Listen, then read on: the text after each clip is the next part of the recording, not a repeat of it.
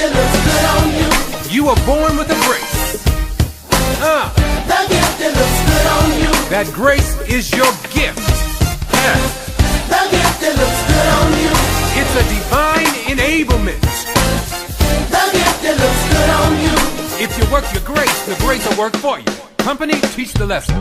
The systems of the world will try to take your confidence. Yes, they will. For these systems were designed to make you doubt what heaven said. Don't you doubt. The systems of the world These systems will try to take your confidence. Yes, they will. For these systems were designed to make you sit down on your gift. Don't you let it. But the gift God gave to you, This gift, give it back to Him. offer it up. When He sees it operating, Yes. it's a compliment to Him. Gives Him For glory. the gift God gave to you, This gift, give it back to Him. offer it up. For the gift it will make room. Position for great men to see you. The gift it looks good on you. Your gift, It looks good on you. looking good. The gift it looks good on you. I say your gift. It looks good.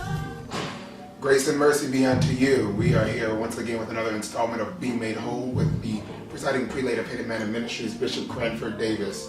Bishop Davis, we're so glad to have you with us once again. Thank you so much, Yes, man. sir. It's an Yes, honor sir. to be here. Yes, sir. We are very glad to be here once again. And Bishop, we want to say that Happy New Year to all those that we have not said Happy New Year Yeah, to. absolutely. Because yet, God is doing some great things, not only here in Henderson, but everywhere. And I believe this is the year of those who have been forgotten. I believe you Absolutely. message Yeah. on that. This is the year of those that have been forgotten. And being that we have entered into a new year, we are in what we call the Generation X. Right. And, and as we heard in the old church, the children were the church of tomorrow. Right. But it seems like that tomorrow is here. Absolutely. And with that tomorrow comes new ideas and new things, especially technology. Right. We are seeing a heavy abundance of technology in the church. And I just want to see what your take was on technology being infused. I think it's a wonderful thing. I think because we're in a new day and time, and because this generation is technologically driven, Yes. and we're seeing, the Facebook, the Twitter, the Instagram play a very important role in evangelizing. When Jesus said, let's go into all of the world, and preach the gospel, Yes.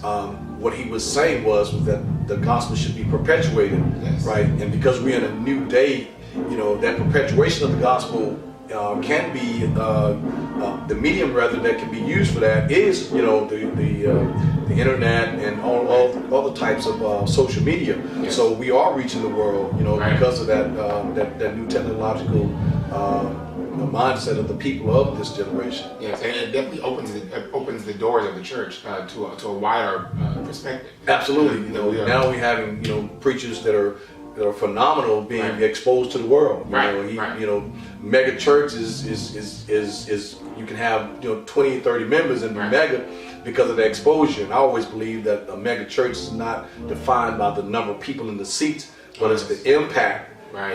that the church has or the ministry has on those people that it touch or the lives that it touch. Yes. And speaking of churches are where we find strength and we gain knowledge. And in this day and age, there are many theological perspectives in regards to grace. Yes.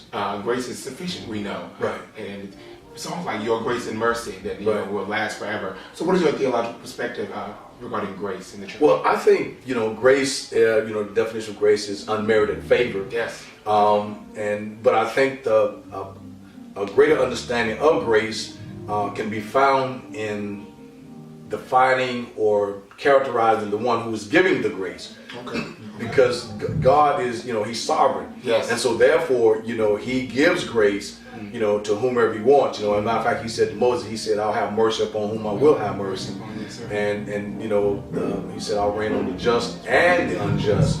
So with that being said, having unmerited favor with God is somewhat to me of a theological mystery, because no one can really definitively define the application of grace. We can define what it is. Right. Who determines, other than God, this person, does the same thing Right. that the other person does, but still this person received, mercy or grace. Right. So who determines that? Nobody but God. Right. So it is in the sovereignty of God that really the infinite definition of what grace really is can be found. In this day and time, grace is being preached more now because more preachers, more ministries, and more teachers are embracing the New Testament kind of church. Where you see in the Old Testament, God was, he was striking people down for touching the Ark of the Covenant. Yes, sir. But still in this day and time, he's more grace oriented, and so, but that's the I call it the immutability of God, in that his character or nature doesn't change, but he has the ability to show us different facets of who he is. Yes, and we're very thankful for that. Absolutely. And I'm thankful God. I am the beneficiary of grace. Yes, so. sir. Because the favor of God is Absolutely. not like any other. Any other. I take favor over money any day. Any day. Yes, any sir. day. And we thank God that God is not like man, because man will pick and choose who he wants to have. Absolutely. Right. Absolutely. Yes, sir. I always say this, Josh, that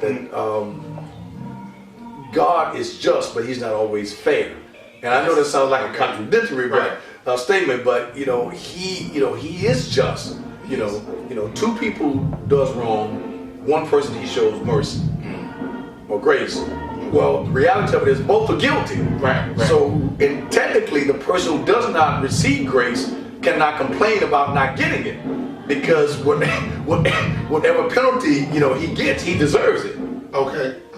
Yes, sir. You see what I'm saying? Okay. But again, it's one of those gray areas, if you will, that I guess that's one of the areas that is really hard to define. For me, it is. Yes. And I think if anyone really sit down and think about it, it's really hard to put your finger on the application of grace. You can define it, right, but the application of it by the person who's giving it, which is God, that's the sovereignty of God. Right. And there's nothing greater than the sovereignty of God. Nothing greater than sovereignty. I'm just glad I'm on the beneficiary side of His grace. Sir.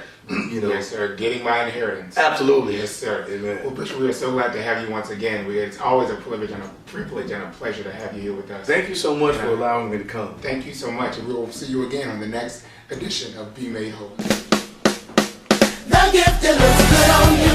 You were born with a grace. The gift that looks good on you. That grace is your gift. Yes. The gift that looks good on you. It's a divine enablement. The gift that looks good on you. If you work your grace, the grace will work for you. Company, teach the lesson. The systems of the